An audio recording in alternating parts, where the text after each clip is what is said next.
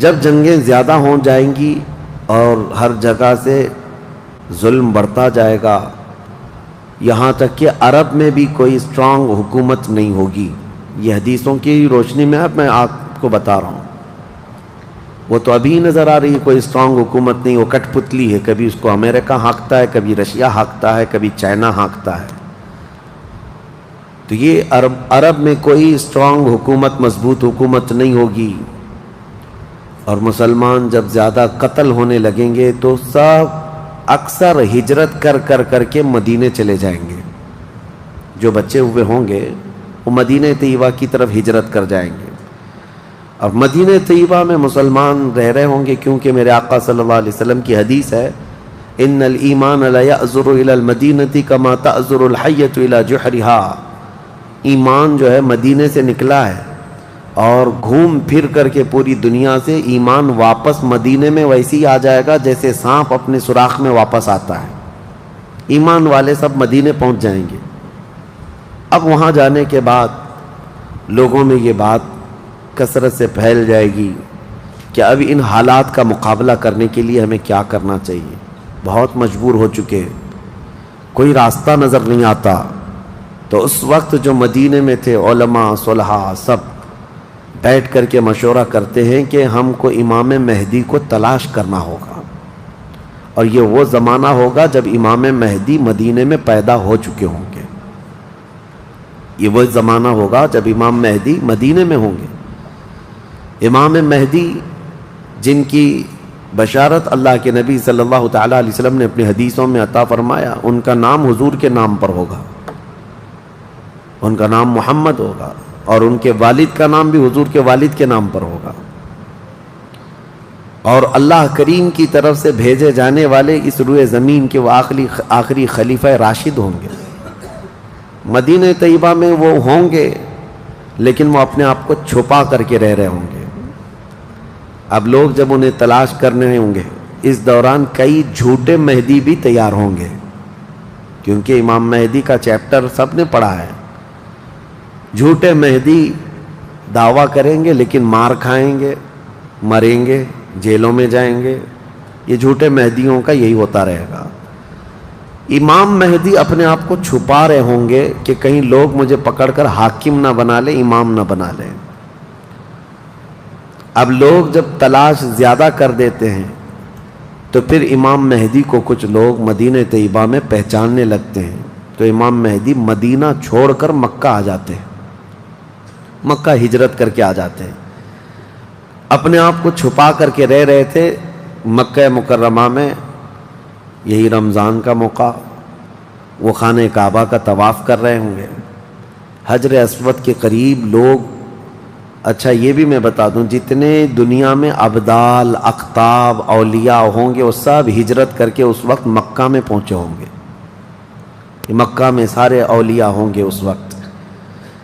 اور طواف کے دوران سب لوگ پہچان لیں گے امام مہدی کو اور ان کو پکڑ لیں گے اور ان کا ہاتھ پکڑ کر سارے لوگ کہیں گے اب ہم آپ کے ہاتھ پر بیعت کرتے ہیں، آپ امام برحق ہیں اور آپ ہمارے حاکم ہو جائیں. امام مہدی منع کر رہے ہوتے ہیں. اسی وقت آسمان سے ایک آواز آتی ہے. اس آواز میں خاص یہ کہا جاتا ہے ھذا خلیفۃ اللہ المہدی، یہ اللہ کا خلیفہ مہدی ہے. اس آواز کو سن کر سب ٹوٹ پڑتے ہیں. امام مہدی سب کو بیعت کرتے ہیں، پھر واپس یہی قافلہ لے کر مدینے پہنچتے ہیں روضہ رسول پر. میرے آقا صلی اللہ تعالیٰ علیہ وسلم کی بارگاہ میں جب پہنچتے ہیں تو اہل مدینہ بھی ان کے ہاتھ پر بیعت کرتے ہیں اور ایک پوری فوج تیار ہوتی ہے. یہ انقلاب کا دور ہے. جتنی جنگیں ان کتوں نے کی تھیں، جتنا ظلم رچایا تھا پوری دنیا میں، اب ریورس ہونے کا ٹائم آ جاتا ہے. حضرت امام مہدی اس فوج کو لے کر ملک شام کی طرف جاتے ہیں. حالات ملک شام کے ایسے ہو چکے ہوں گے کہ ملک شام میں عیسائیوں کی حکومت قائم ہو چکی ہوگی. ابھی تو نہیں ہے یا انڈائریکٹ ان سے کسی کا تعلق ہے تو یہ ہمیں پتہ نہیں، لیکن حدیث میں یہ ہے کہ عیسائیوں کی حکومت ملک شام میں قائم ہوگی اور یہودی فتنہ مچا رہے ہوں گے ہر جگہ. قتل عام جو مسلمانوں کا سب سے زیادہ کرنے کی کوشش ہے وہ یہودیوں کی طرف سے ہے. امام مہدی مکہ مکرمہ سے نکل کر ملک شام کی طرف جائیں گے اور مسلمانوں کی جو قلت تھی، جو چھوٹی سی جماعت تھی، یہ جب نکل کر کے وہاں آئے گی ملک شام، بہت بڑی جنگ ہوگی جس کو ملحمۃ الکبریٰ کہا گیا ہے. امام مہدی کی قیادت میں یہ جنگ ہوگی. سارے کفار، عیسائی، یہودی سب مقابل میں آ جائیں گے. ان کی تعداد جو حدیث میں بتائی گئی ہے وہ 80 جھنڈوں کے نیچے آئیں گے اور ہر جھنڈے کے نیچے 12,000 لوگ ہوں گے. اور یہ مسلمانوں کی نہیں ہے، یہ کفار و مشرکین کی. تقریباً یہ 9,60,000 کی تعداد بنتی ہے کفار و مشرکین کی. 9,60,000. مسلمانوں کی تعداد کتنی ہوگی یہ تو نہیں پتا. اس کے بعد جنگ جب شروع ہوتی ہے، پہلے دن مسلمانوں کا 1/3 حصہ میدان چھوڑ کر بھاگ جاتا ہے. جو کمزور دل تھے وہ چلے جائیں گے اور ان کے متعلق کہا گیا ہے کہ یہ ایسے لوگ ہوں گے جن کی توبہ کبھی نہ قبول ہوگی اور روئے زمین کے سب سے بدترین لوگ ہوں گے. وہ سب سے بدترین لوگ ہوں گے جو میدان چھوڑ کر بھاگ چکے ہوں گے. 1/3. دوسرے دن 1/3 شہید ہو جائیں گے، قتل ہو جائیں گے. تیسرے دن اللہ تعالیٰ اس مومنین کی قلیل جماعت کو فتح مبین عطا فرمائے گا. اور اس کے بعد ملک شام کے سارے انتظامات امام مہدی کے ہاتھ میں ہوں گے. دمشق جب وہ آئیں گے، دمشق کی جامع مسجد سے امام مہدی اپنے انتظامات و انصرامات کو سنبھالیں گے. پھر وہاں سے امام مہدی اسی فوج کو لے کر قسطنطنیہ جو موجودہ استنبول ہے اس کو فتح کرنے کے لیے نکلیں گے. اس وقت وہ بھی عیسائیوں کے ہاتھ میں ہوگا. اب جب امام مہدی یہاں آئیں گے، صرف ایک ہی دن میں قسطنطنیہ یعنی استنبول فتح ہوگا. اور اس کی بھی کیفیت بتائی گئی ہے، مسلمانوں کے صرف نعرے تکبیر سے فتح ہوگا. صرف اس لیے کہ ایسی ہیبت طاری ہوگی ان کفار و مشرکین کے دلوں میں. پورا شہر فتح ہوگا. امام مہدی یہ شہر فتح کر کے واپس ملک شام آئیں گے، دمشق میں آئیں گے.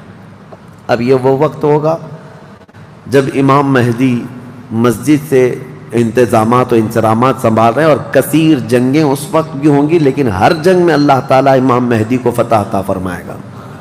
ہر جنگ میں. اور یہودی دسیسہ کاری کر رہے ہوں گے، امام مہدی کو ختم کرنے، قتل کرنے کی بہت کوششیں کر رہے ہوں گے. پھر امام مہدی ان یہودیوں سے لڑتے رہیں گے. اس وقت اللہ کی بارگاہ میں امام مہدی بھی دعا کرتے ہیں کہ مولا ان ظالموں سے ہمیں نجات عطا فرما. اور یہودی بھی جگہ جگہ اس بات سے پریشان ہوں گے کہ امام مہدی نے ان کا بیڑا غرق کر رکھا ہے. جہاں جاتے ہیں مقابل میں یہ شکست کھاتے ہیں، مر جاتے ہیں، اور ان کے مقابل میں کوئی آ نہیں پا رہا ہے. تو پھر ایران کے ایک علاقے میں یہ یہودی کثرت سے دعا میں مشغول ہوں گے. یہ وہ زمانہ ہوگا جب عراق اور شام کے بیچ میں دجال ظاہر ہوگا. دجال جس کے متعلق حدیث پاک میں تفصیلاً بہت ساری باتیں آئی ہیں. دجال آئے گا، وہ ایک آنکھ سے کانا ہوگا، آنکھیں دونوں ہوں گی، ایک آنکھ اس کی نظر آئے گی اور اس کی آنکھ کے کنارے کافر لکھا ہوا ہوگا جس کو مسلمان دیکھ کر پہچان لیں گے. اور وہ بڑا بھاری بھرکم طاقتور ہوگا اور اللہ تعالیٰ اس کو بہت سارے خارق عادات چیزیں عطا کرے گا. وہ ظاہر ہوگا اور سب سے پہلے یہودیوں میں آ کر کے ہی بیعت لے لے گا، یعنی اپنے آپ کو پہلے رسول بنائے گا. اور پھر سارے یہودی، حدیث پاک میں تو ہے کہ اصفہان ایران کے 50,000 یہودی اس کی فوج میں شامل ہوں گے. ہاں، جس کو یہ مسیحا کہتے ہیں اور اس کے انتظار میں بلیاں چڑھا رہے ہیں. یہ ظاہر ہوگا عراق اور شام کے بیچ میں ہے. اور پھر یہ سب یہودی دجال کی فوج میں شامل ہوں گے. دجال ایسے نکلے گا روئے زمین پر، حدیث پاک میں یہ سب ملتا ہے کہ وہ آسمان سے گہے گا تو آسمان سے بارش برس جائے گی. زمین سے سبزہ نکلنے لگے گا، کسی کو مار کے دوبارہ زندہ کر کے دکھائے گا، یہ سب چیزیں وہ کر کے دکھائے گا، یہاں تک کہ چلتے چلتے زمین سے کہے گا تیرے اندر جتنے خزانے ہیں نکال، زمین پورے خزانے باہر کرے گی، اور جب وہ آگے چلتا رہے گا تو یہ خزانے شہد کی مکھیوں کی طرح اس کے پیچھے جھنڈ کی طرح چلتے ہوں گے خزانے، اور دنیا کے لالچی لوگوں کو ایک سکہ ہی چاہیے بس، جس کے پاس مال ہے اس کے پیچھے غلامی ہے۔ بہت بڑا فتنہ ہوگا، بہت بڑی آزمائش ہوگی، لیکن جو ایمان والے ہیں حدیث میں ہے اس دن بھی وہ نہیں بہکیں گے، اس دن بھی وہ نہیں بہکیں گے، وہ غضب کا ایمان ہوگا ان لوگوں کا۔ حضور صلی اللہ تعالیٰ علیہ وسلم نے فرمایا دجال کے فتنے سے مقابلہ کرنے والے جو مومن ہوں گے نا، اس کا فتنہ دیکھ کر کے بھی ایمان پر قائم ہوں گے، ان کے لیے حضور نے فرمایا وہ بغیر حساب کے ہی جنت میں جائیں گے، ان کا حساب نہیں ہوگا، وہ بنا حساب کے جنت میں جائیں گے۔ تو دجال روئے زمین پر گھوم رہا ہوگا اور فتنہ مچا چکا ہوگا، پہلے تو رسول کہتا رہا، اس کے بعد پھر خدائی کا دعویٰ کرے گا کہ میں خدا ہوں۔ اس کی خدائی کو ماننے والے وہ یہودی بھی ہوں گے، عیسائی بھی ہوں گے، بہت سارے مسلمانوں میں بھی گمراہ ہو چکے ہوں گے، جن کا پہلے سے ایمان مضبوط نہیں تھا وہ اس کے پیچھے چل پڑیں گے، وہ ہزاروں کی تعداد میں لوگوں کو کافر بنا چکا ہوگا۔ میرے عزیزو، دجال تو بہت بڑی بڑی چیزیں دکھا رہا ہے، آسمان سے بارش برسا کر کے، زمین سے سبزہ اگا کر کے، اور اس وقت کئی لوگ گمراہ ہو جاتے ہیں۔ یہاں تو چھوٹی موٹے باباؤں کے پیچھے ہی گمراہ ہوتے ہیں، آج تو چٹھی نکال کر دکھا رہا ہے بابا، تو بھیڑ لگ چکی ہے کہ تم کیا کھائے ہو، کیا پیے ہو، کیا سوچ رہے ہو، چٹھی میں نکال کر کے دکھاؤں گا۔ چٹھی والے بابا کے پیچھے ہی ہزاروں چلے جاتے ہیں، تو دجال والے بابا کے پیچھے کتنے جائیں گے؟ لیکن حدیث پاک کی روشنی میں مفسرین نے، محدثین نے فرمایا کون لوگ اس دن محفوظ رہیں گے، کون لوگ اس دن محفوظ رہیں گے؟ دجال کی شکل جیسی بھی ہو، لیکن وہ جو چیزیں خارق عادات دکھا رہا ہوگا لوگ اچنبے سے دیکھ رہے ہوں گے۔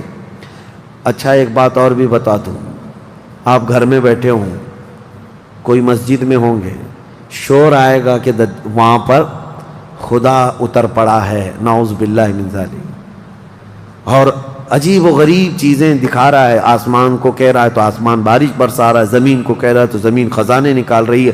کچھ لوگ جو گھر میں بیٹھے ہوں گے، توجہ یہ بہت اہم بات کہہ رہا ہوں، کہیں محفل میں ہوں گے، مسجد میں ہوں گے، جب یہ شور آئے گا تو کچھ کہیں گے کہ چلو ہم بھی جا کر دیکھ کے آتے ہیں، تو کچھ لوگ یہ کہہ کر کے اٹھیں گے اور جا کر کافر ہو جائیں گے، اور کچھ لوگ وہ ہوں گے جو جیسے سنیں گے اپنے آپ کو گھر میں ایسے مضبوط بند کر لیں گے کہ ان کو ہوا آنے کی بھی خواہش نہ رہے، اس طرح اپنے آپ کو محفوظ کر لیں گے۔ اور بزرگوں نے لکھا ہے کہ اس وقت اس کے فتنے عروج پر ہوں گے، لوگوں میں صرف اور صرف چرچا یہی ہوگا۔ اسی لیے میں اکثر یہ میڈیا کو دجالی میڈیا کہتا ہوں، اس کی وجہ یہی ہے کہ دجال کے آدھے سے زیادہ کام یہ میڈیا والے کرتے ہیں، سب جگہ پھیلائیں گے افواہیں، بہت جھوٹ کو سچ کر کے دکھاتے رہے، سچ کو جھوٹ کر کے دکھاتے رہے، یہ میڈیا یہی سب کام کرتی رہے گی۔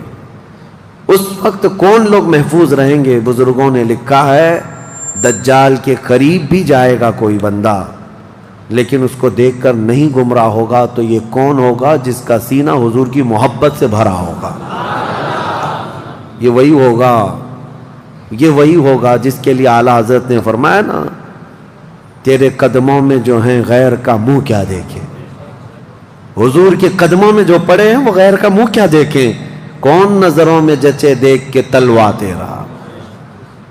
اب یہ دجال گھومتا ہوا جب فتنہ بہت برپا کر چکا ہوگا، مکہ جائے گا، پہلے یہ یمن جائے گا، یمن میں بھی بہت فتنہ پھیلائے گا، اس کے بعد پھر مکہ آئے گا، مکہ کی سرحدوں کو اللہ تعالیٰ فرشتوں سے محفوظ کر رکھا ہوگا، فرشتے اسے داخل ہونے نہیں دیں گے، ماریں گے اور داخل نہیں ہو سکے گا۔ پھر مدینہ جائے گا، مدینہ طیبہ اپنی پوری فوج لے کر کے داخل ہونے کی، 2 شہروں کے علاوہ پوری دنیا کے ہر شہر گھومے گا، ہر شہر گھوم چکا ہوگا 2 شہروں کے علاوہ، مکہ مکرمہ، مدینہ طیبہ۔ مدینہ طیبہ کے سرحد پر آئے گا، وہاں پر بھی اللہ کے فرشتے پہرا دے رہے ہوں گے، میرے مصطفیٰ کا شہر ہے، دجال نہیں آ سکتا۔ لیکن اس کا شہرہ جب مدینے کے باہر بہت پھیل چکا ہوگا، مقام جرف ایک جگہ ہے، وہاں تک وہ پہنچ چکا ہوگا جہاں آج بادشاہ نے ایک پیلس بنایا ہوا ہے۔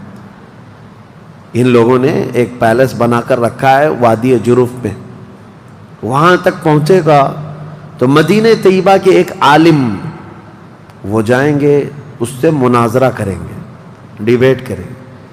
صرف مناظرے کے کرنے کی وجہ سے اس عالم دین کو وہ قتل کر دے گا، قتل کر کے اس کے بعد پھر ان کو دوبارہ زندہ کرے گا، اور اس کے بعد کہے گا کہ دیکھا میری طاقت۔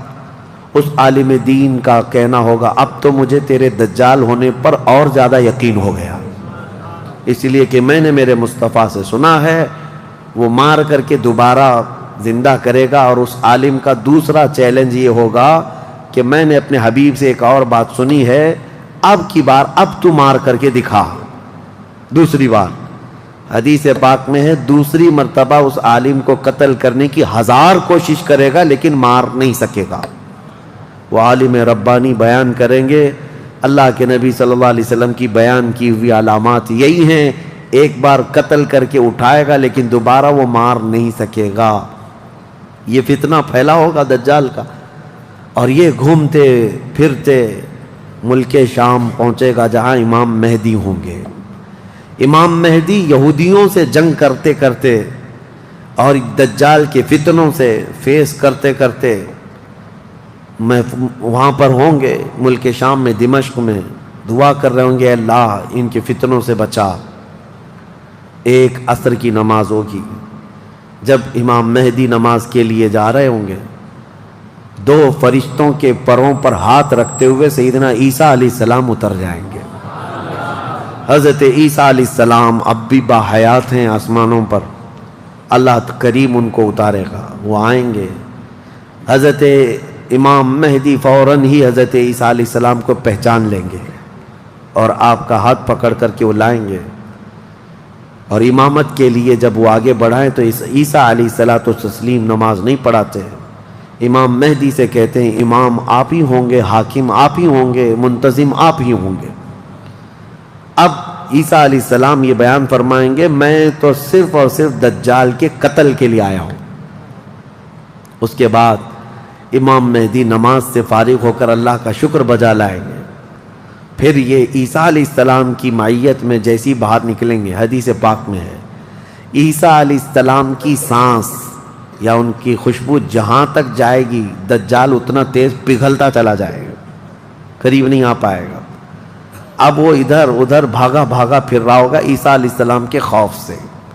عیسیٰ علیہ السلام جس وقت آئیں گے وہ سنہرا دور حدیث پاک میں ہے، اب عیسیٰ علیہ السلام صلیب کو توڑ دیں گے کہ یہ عقیدہ ختم کرو، خنزیر کو ماریں گے، جزیہ ختم کریں گے، اور اس کے بعد عیسیٰ علیہ السلام اس ملعون دجال کو بھگاتے بھگاتے مقام لد پر لے جائیں گے جو آج اسرائیل میں ہے، وہاں تک لے کر جائیں گے۔ مقام لد پر عیسیٰ علیہ السلام اس کو اپنے تیر سے ماریں گے، ختم ہو چکا ہوگا۔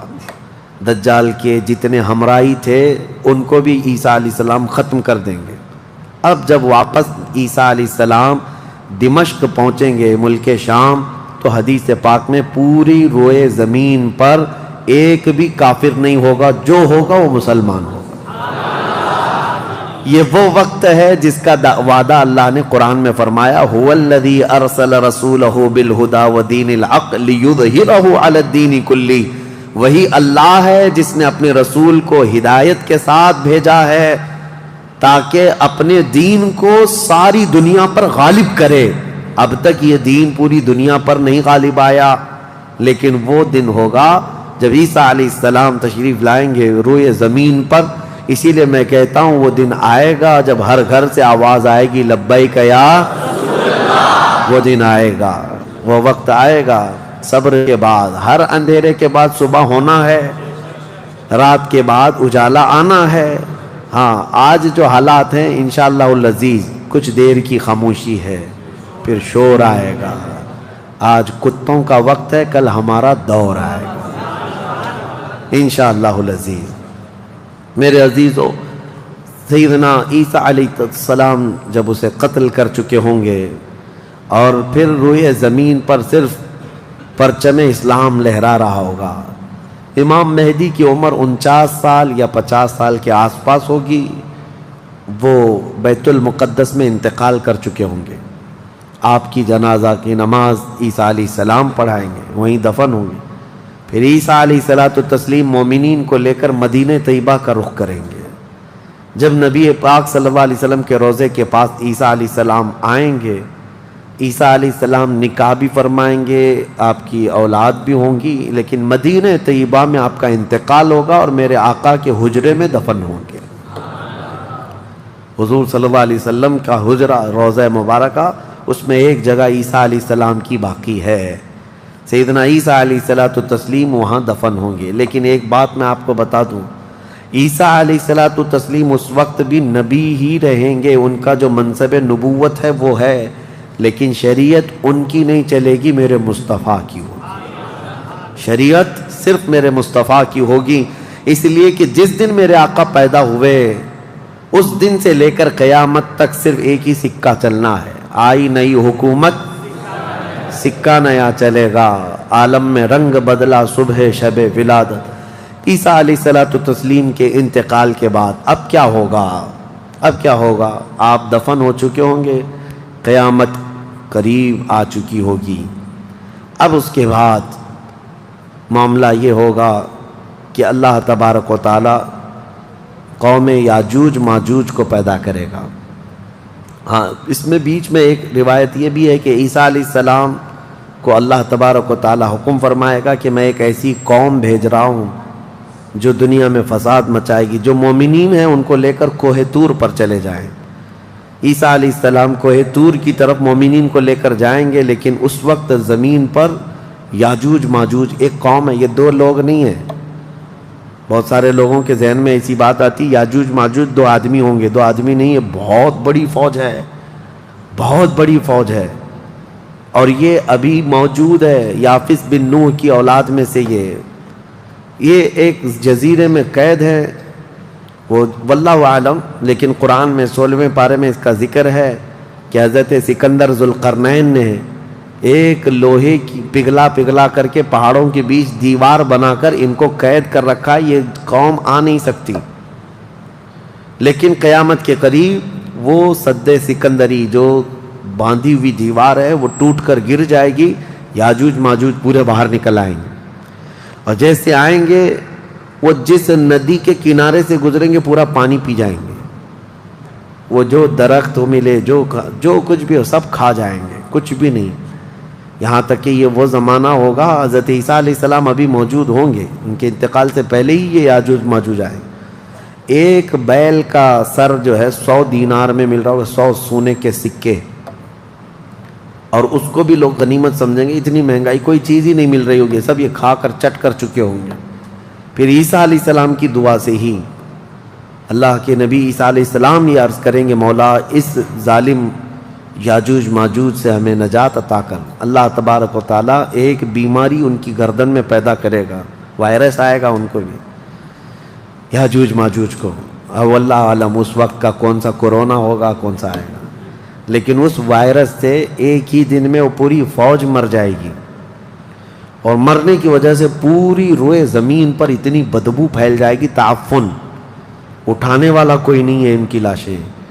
تو پھر یہ بھی ملتا ہے روایت میں کہ اللہ تعالیٰ لمبی بڑی گردنوں والے پرندے بھیجے گا، وہ پرندے ان کی لاشیں اٹھا کر کے جنگلوں کی طرف چلے جائیں گے، پھر اللہ تعالیٰ بارش برسائے گا، اتنی تیز بارش برسے گی کہ پوری زمین پاک ہو چکی ہوگی، یاجوج ماجوج کا فتنہ ختم ہوگا، عیسیٰ علیہ السلام کا انتقال ہوگا، پھر اچانک ایک جانور باہر آئے گا جس کو دابۃ الارض کہا گیا ہے، یہ آئے گا، یہ آ کر کے اپنے ایک ہاتھ میں موسیٰ علیہ السلام کا عصا اور ایک ہاتھ میں سلیمان علیہ السلام کی انگوٹھی، یہ دونوں لے کر کے زمین پر گھومتا رہے گا، جو مومن ہوگا اس کی پیشانی پر سلیمان علیہ السلام کی انگوٹھی سے نشان لگا دے گا، جو کافر ہوگا موسیٰ علیہ السلام کے عصا سے اس پر لکیر کھینچ دے گا، جس کے لیے وہ نشانی لگا دیا وہ اسی حالت میں مرے گا.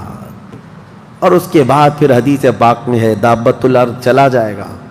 پھر ہوگا یہ کہ ایک دن لوگ تھک کر کے سوئے ہوں گے, دھواں دھواں نظر آتا رہے گا ہر جگہ دھواں دھواں, لوگ پریشان ہوں گے. اور اس کے بعد سوئیں گے تو رات اتنی لمبی ہوگی کہ لوگ اکتا جائیں گے, سو کر اٹھیں گے پھر سوئیں گے, سو کر اٹھیں گے پھر سوئیں گے. بچے جو ہے چیخ مارتے رہیں گے, اور پھر جانور اپنی کھیتیوں کی طرف بھاگنے کے لیے بے قرار ہوں گے. لیکن رات لمبی ہوگی, 3 راتوں کے برابر ایک رات ہوگی, 3 بڑی راتوں کے برابر ایک رات کٹتی نہیں ہوگی. لوگ تھک چکے ہوں گے سو کر کے. اس کے بعد پھر اچانک چھوٹی چھوٹی روشنی آئے گی سورج کی, لوگ چیخ مارتے ہوئے خوشیوں سے باہر آ جائیں گے کہ اجالا آ گیا. پہلے تو لوگوں کو یہ لگ رہا تھا کہ اب اندھیرا ہے, اب سورج آئے گا ہی نہیں. لیکن جیسی روشنی آنے لگے گی سب بھاگ کر کے باہر آئیں گے. لیکن دیکھیں گے اس وقت تو سورج جو ہے پچھم کی طرف سے نکل رہا ہوگا. ابھی سورج کہاں سے نکلتا ہے؟ پورب, ایسٹ سے نا, مشرق سے. اس دن سورج ویسٹ کی طرف سے, مغرب کی طرف سے نکل رہا ہوگا, پچھم کی طرف سے. پہلے ہلکا ہلکا نکلے گا سورج. یہ دیکھ کر کے جو لوگ بہت لمبا سو کر کے آئے ہوں گے گھبرا جائیں گے کہ آج کیا ہوا. یہ وہ دن ہوگا کہ میرے آقا نے فرمایا توبہ کا دروازہ بند ہو چکا ہوگا.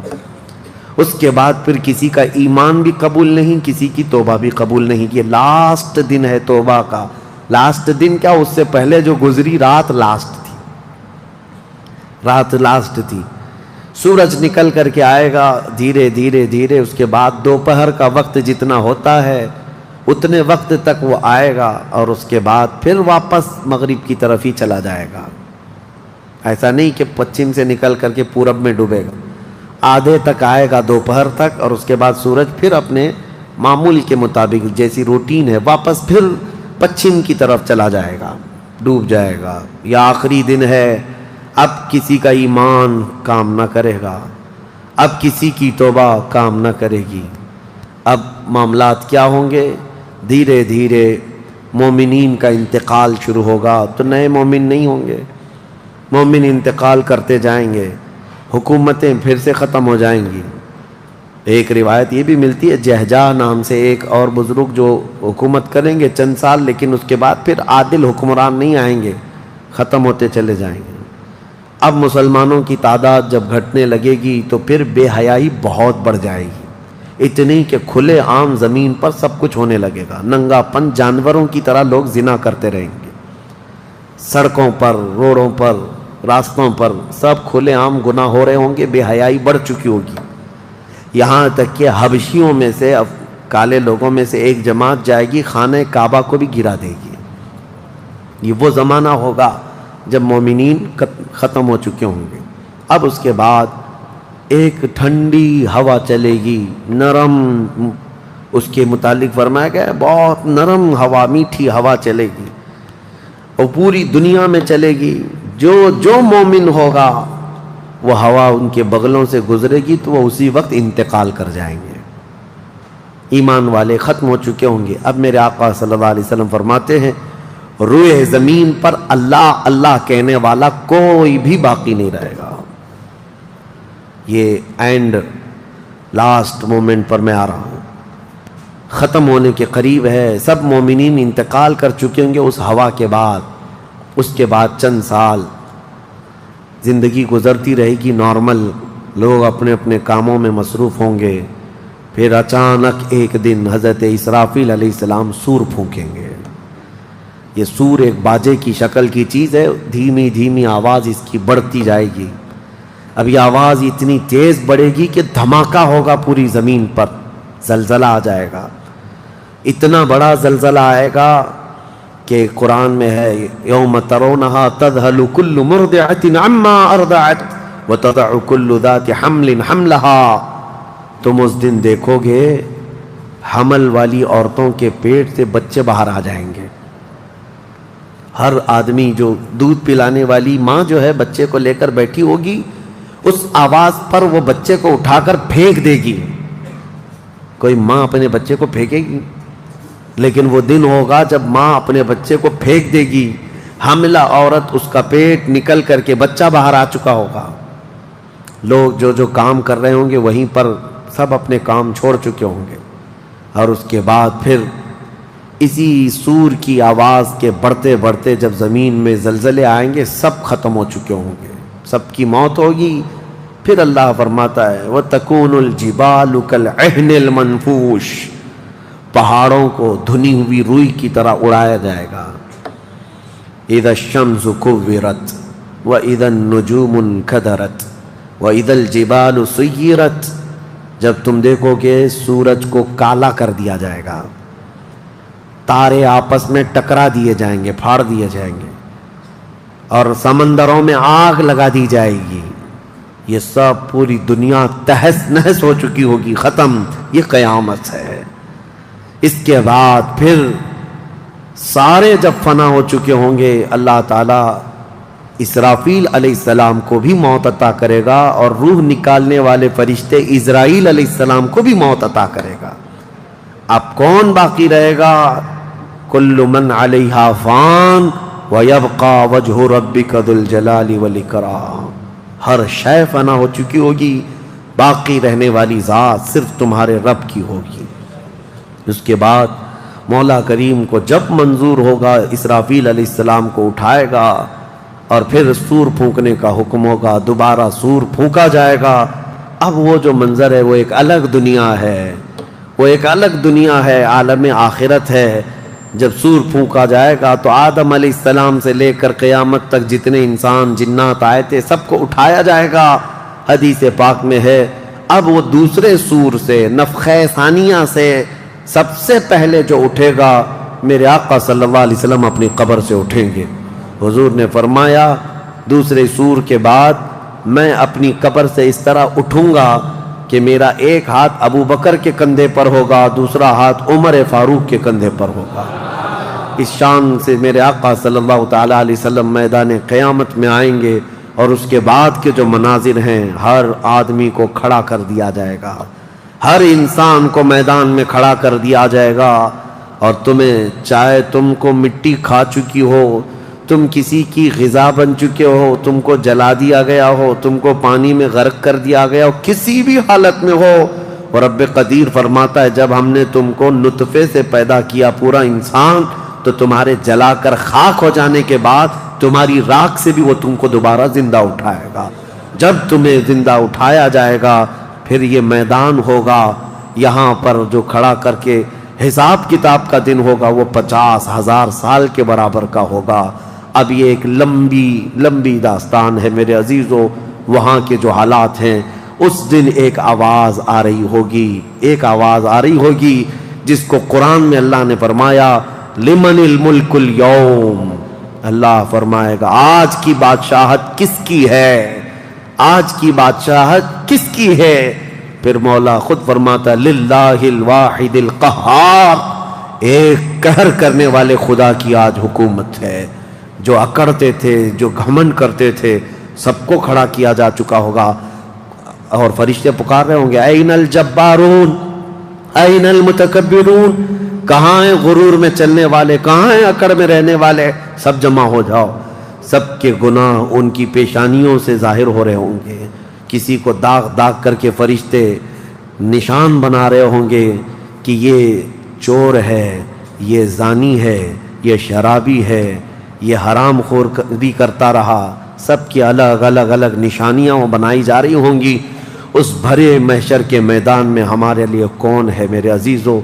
ہم اسی رب ذوالجلال کو منانے کے لیے آج آئے ہیں۔ اس تصور کے ساتھ اب ہم کھڑے ہو کر اس کا ذکر کریں گے کہ مولا آج ہم تجھے منا رہے ہیں، تو ہم سب سے صلح فرما لے، کل بھری قیامت کے دن ہمیں ننگا اور ذلیل ہونے سے محفوظ فرما لے، اور قیامت کا دن ہوگا انشاءاللہ العزیز میرا رب اسی ذکر کی مجلس کی برکت سے ہماری بخشش کا اعلان فرمائے گا۔ وہ دن کتنا خوبصورت ہوگا، ذرا تصور کرو کہ اس ذکر کی مجلس کو اللہ تعالیٰ ذریعہ بنائے، اور قیامت کے دن جب سب کھڑے ہوں گے لاکھوں کی تعداد میں، اور تمہارا نام پکارا جا رہا ہوگا فلاں کا بیٹا فلاں کہاں ہے، تم گردن اونچی کر کے دیکھ رہے ہوں گے کیا ہے میرے حساب میں، کیا ہے میرے پلے میں؟ تو فرشتے کہیں گے اللہ کی طرف سے حکم آیا ہے، تیرے لیے جنت ہے، تیرے لیے جنت ہے۔